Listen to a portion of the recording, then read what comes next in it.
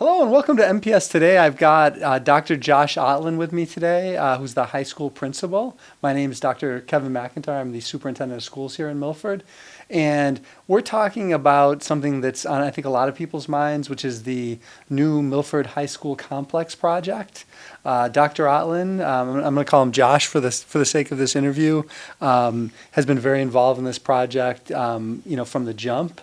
And the first question I have for Josh is, why do we need a new high school? Yeah. Well, first of all, thanks for the opportunity to come on and speak to you in the community about the high school and our needs. So we need a new high school for a number of reasons. First, I think it's important for everyone in the community to understand that our high school opened up in 1974. And so our high school is past the 50-year mark. These buildings are not designed to go much past the 50-year mark, and you're seeing that in our facility.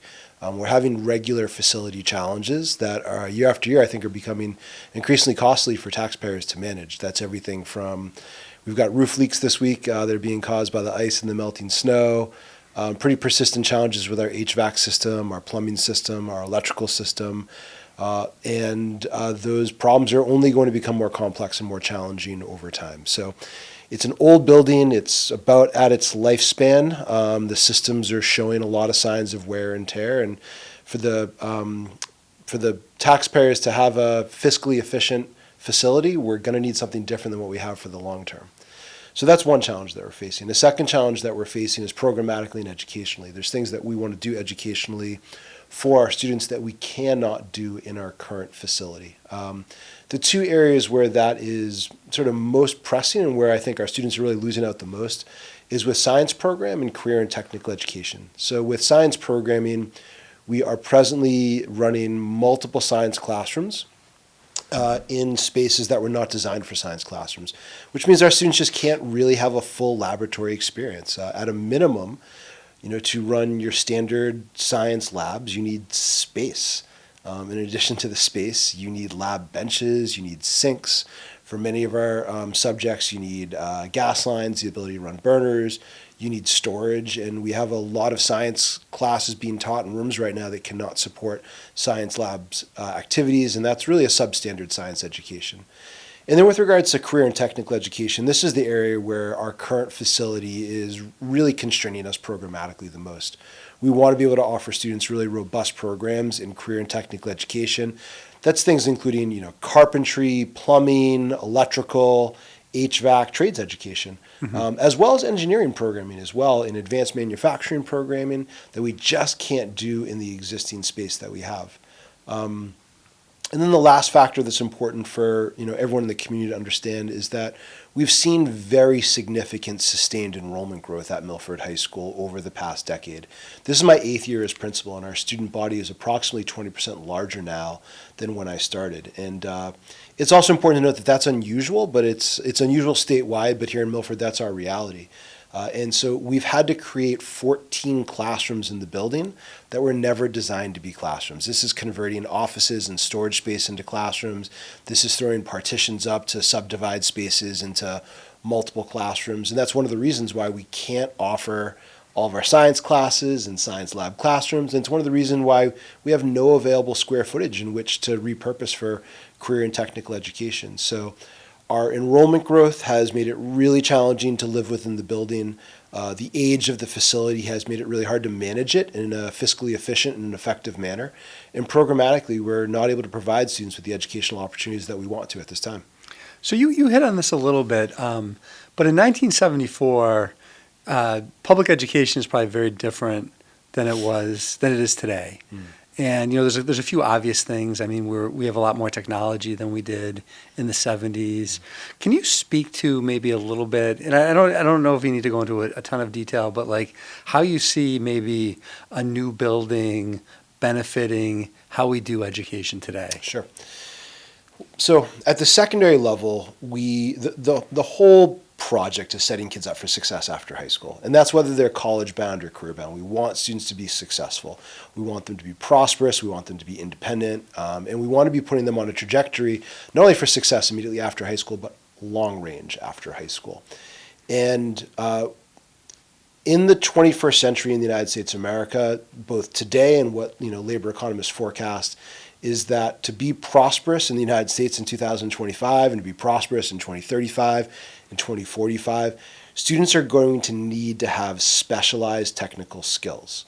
Those specialized technical skills are, in some sectors of the economy, skills that students can acquire in high school, but in other sectors that are going to require post-secondary training. We need the high school experience to be one where some students can acquire the skills that they need to enter the labor market after high school and be successful, but all of our students need to have a really robust career exploration experience in high school where they're starting to learn about different opportunities in the economy, and they're actually having hands-on experience in the classroom that helps them understand what resonates with them, where their passions lie, where their interests are. So for me, the ideal high school experience is one that combines a conventional academic experience in literature, history, mathematics, your core science courses, with a combined experience in career and technical education. That could be everything from engineering, carpentry, biomedical science and technology, food service, video production, etc., multimedia arts, graphic design. We want students to be engaged in applied work, not simply abstract academic work. And we don't want it to be either or, we want it to be both. Our facility, as it was designed in 1974, was designed to provide a conventional academic college preparatory education for the vast majority of students, with 3 shop spaces that were originally designed to provide a very limited career and technical education program to a very small subset of the student population. The model that I really aspire to see Milford High School become, and that I have great respect for, is the model that they've put in place at Attleboro High School. And Attleboro High School is what we call a comprehensive high school. It has both a full academic program with all of the conventional academic offerings you would expect to see, including a really deep slate of arts programs, music programs, theater programs, advanced placement course offerings, along with a really robust menu of career and technical education, so that students don't have to choose one or the other, but it's both and. And so for your college-bound students, I think they're leaving high school with a really strong academic preparation to go on and do post-secondary level academic work. But hopefully they're also leaving with a level of focus and goals for the future that have been informed by the hands-on experience that they've had in our classrooms. And for students that are going directly into the workforce, it is critically important that they're leaving the high school experience ready to move into sectors where there's pathways to prosperity. And to do so, they need technical training, and it needs to be really robust. You know, taking a 1-semester class in your senior year where you're picking up a couple of introductory technical skills is not going to be adequate to put you on a pathway to prosperity by the time you graduate. If you have 3 years of coursework, 3 years of what we would call double block coursework in a vocational program, where you're having a lot of time and energy spent over a 3-year period really developing the skills and knowledge required to be a skilled tradesperson in a particular sector, now you're well positioned for success after graduation. So we're seeing, you know, when the building was built in, I'd say like the early 70s, we saw probably a higher percentage nationally of students going directly to the workforce than we have in, say, the last 10 years. But we're starting to see, in Milford High in particular, a larger percentage of our students not necessarily going into like a 2-year or 4-year college, but maybe heading back to the workforce. And I think you've hit on this, but can you speak to kind of what we're offering now, and you've listed some of them, but what we're offering now in terms of what you'd consider like career and technical education, and then maybe what Chapter 74 is, and how that would kind of play into that kind of comprehensive model you just spoke about. Yeah, and you know, just before I talk about the programming, just to kind of quantify part of what you just said, you know, approximately 50% of our graduates are going into the workforce right now. So this is not a small number of graduates. This is half of our students are going into the workforce right now. And some of our students that are going into college are not finishing college degrees, and they're coming into the workforce without a complete post-secondary credential. So the majority of our graduates at this stage are entering the workforce without a credential beyond their high school diploma. And that makes it critically important that they're having a really robust career and technical education experience while they're in high school. So today, in terms of our career and technical education programs, we're offering programming in video production, graphic arts, photography, early childhood education, food service or culinary arts, carpentry, engineering, biomedical science, computer science and information technology, which includes both programming and networking and hardware maintenance. And I think I covered all of them. I Okay. beg your pardon if I might have missed one or two in there.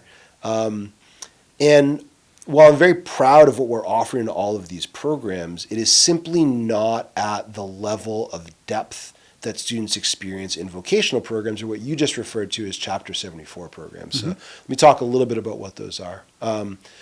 So Chapter 74 programs, or what I'm going to call vocational programs going forward, they're specialized in-depth programs that provide students with a 3-year in-depth experience in one specific area. So when a student is in a vocational program, or what's often referred to as a shop at a vocational high school context, is a program that they apply into during their 9th grade year. During the 9th grade year, students in schools that are either vocational schools or comprehensive schools, and we hope to become a comprehensive school.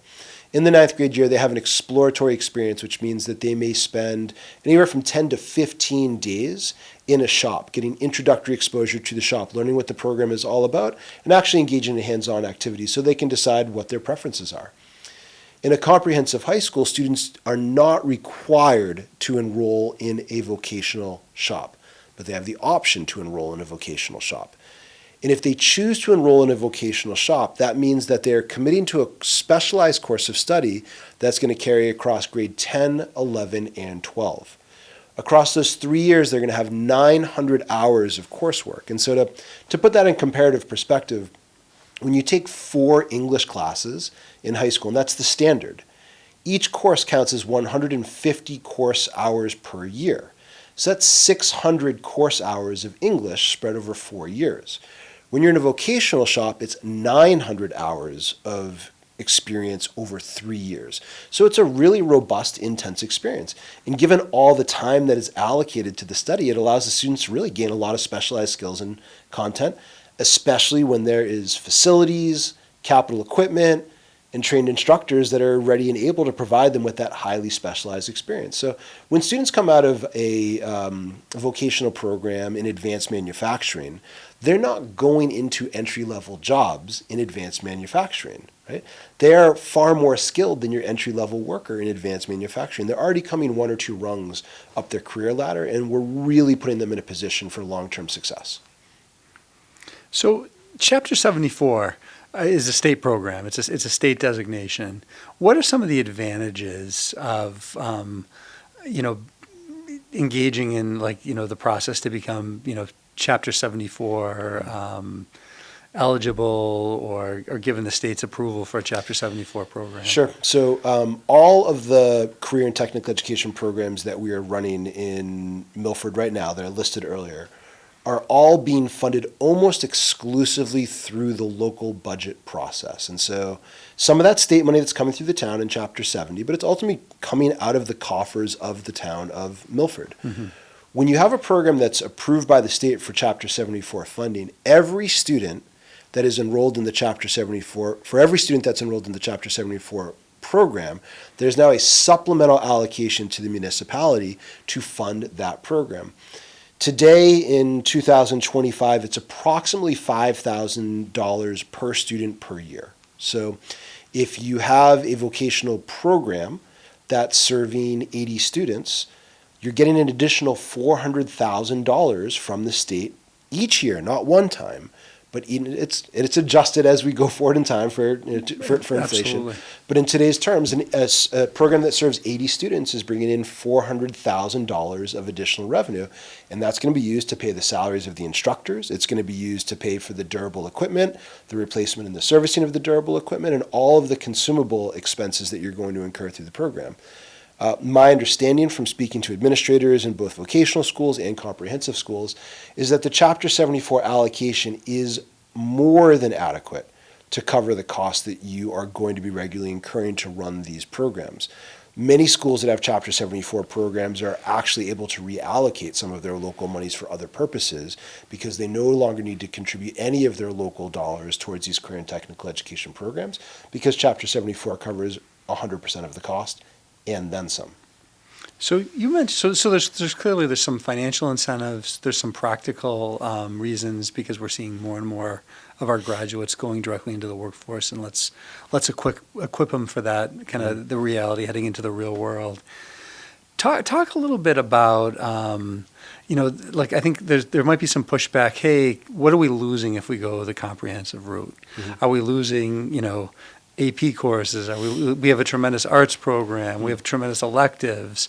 How, and you mentioned the Attleboro model, and I know we've looked at that pretty extensively, but how do we balance kind of becoming that comprehensive high school and maybe not losing some of, what makes the academic programs at Milford special and fantastic? Yeah, I want to be clear that I am only in support of the addition of Chapter 74 programs at Milford High School if the addition of these programs is complemented by a change to our schedule model.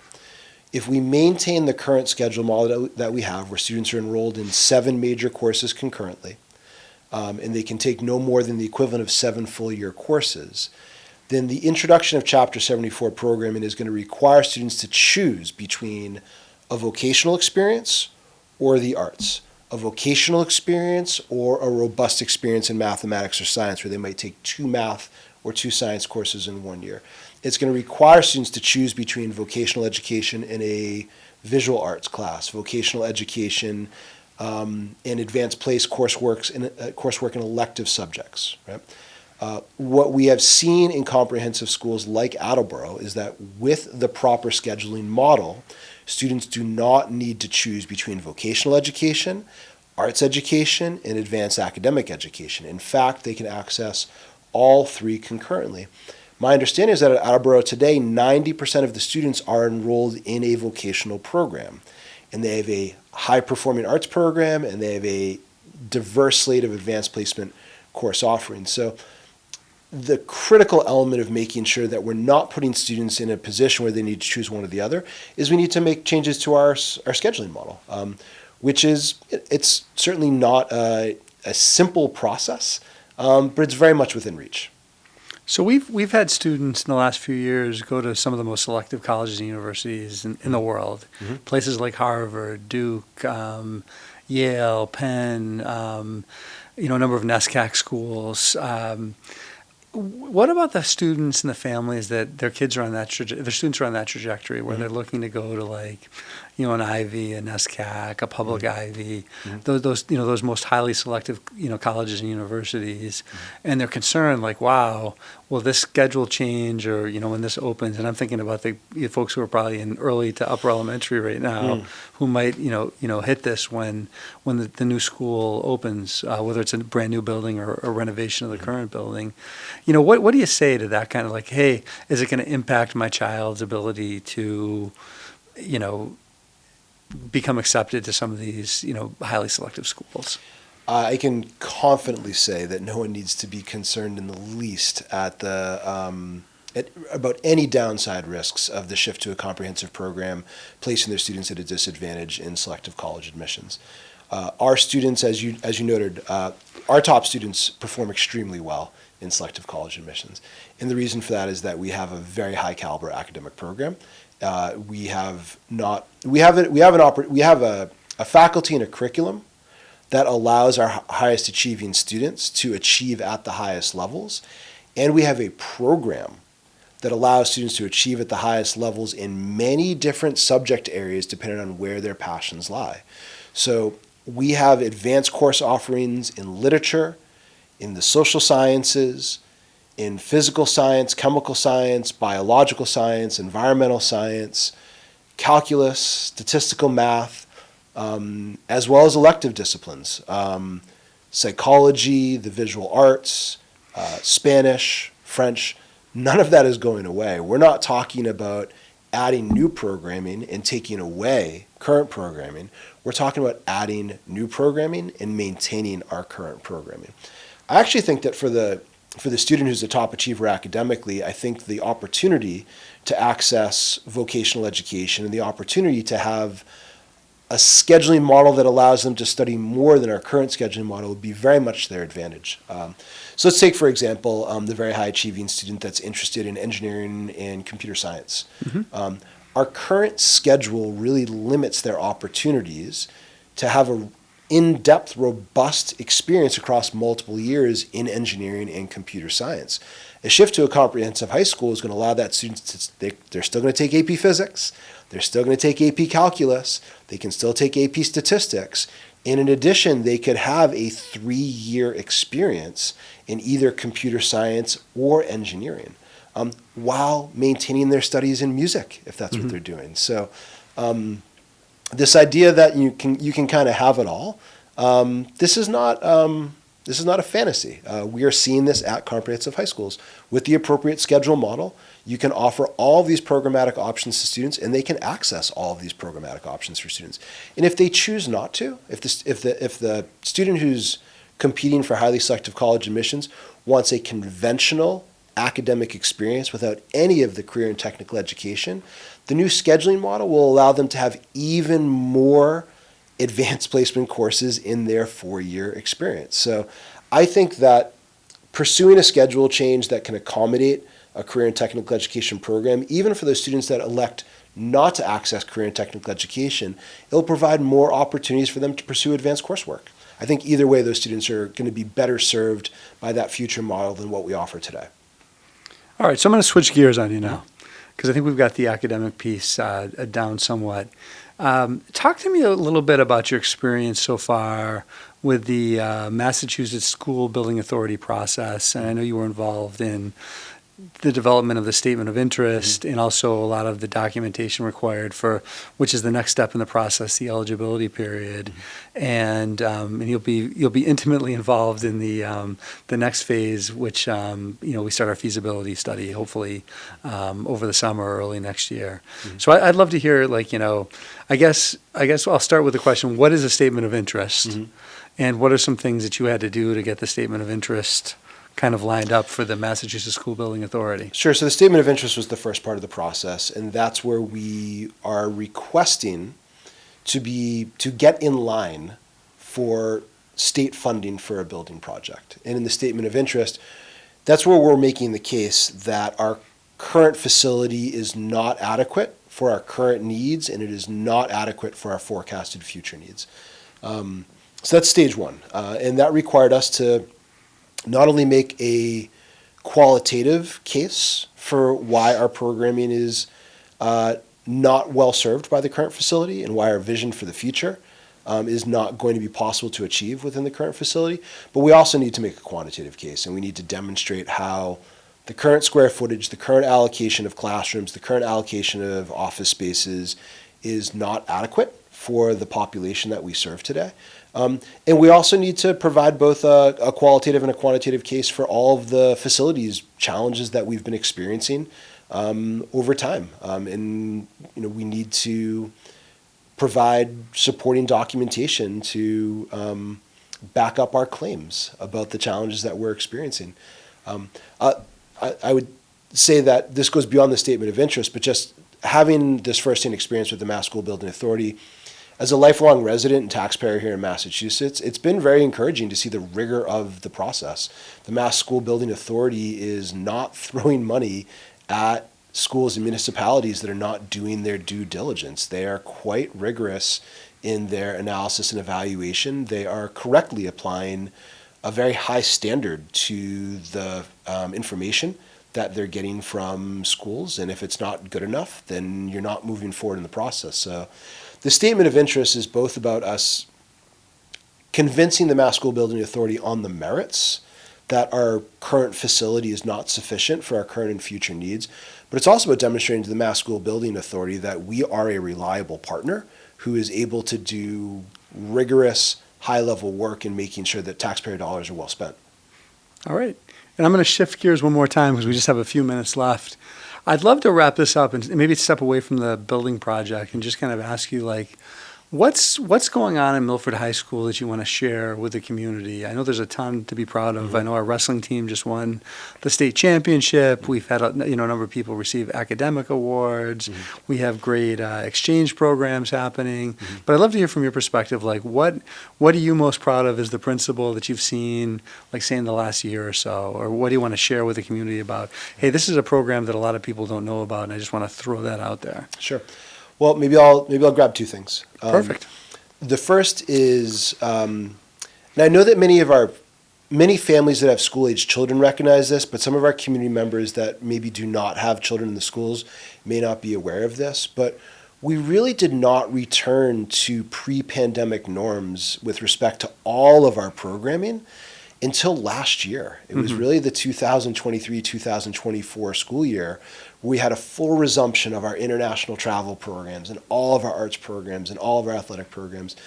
And as the principal, I have the privilege of getting to see our students participate in all these different extracurricular programs. I see how rewarding and how enriching it is for them as developing young adults. And it's felt really good to see us get back to a place where students are doing the things that they want to do and that they deserve to do, that they've historically been able to do, but where we really had a long disruption. And it feels really encouraging to know that that disruption truly is in the rearview mirror. We're still experiencing some of the lingering effects of the pandemic. It hurt a lot of kids, and that pain's going to be around for a long time. But in terms of what we can offer to kids, we are truly back to where we were pre-pandemic. It was heartbreaking to not see students be able to access all of those opportunities for a number of years in there.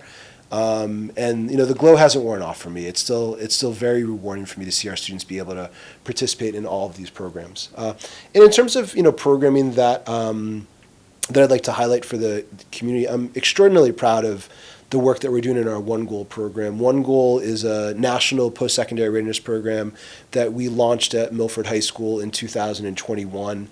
The goal of the program is to take students who, statistically speaking, have very poor prospects for post-secondary degree attainment, and to try to provide a 2-year intervention in grade 11 and 12 to really turn the tide in their favor. Our first One Goal students graduated from Milford High School in 2023. Their rates of college going exceeded the statewide average for all students and was way above the statewide average for economically disadvantaged students. All of our One Goal students are economically disadvantaged students.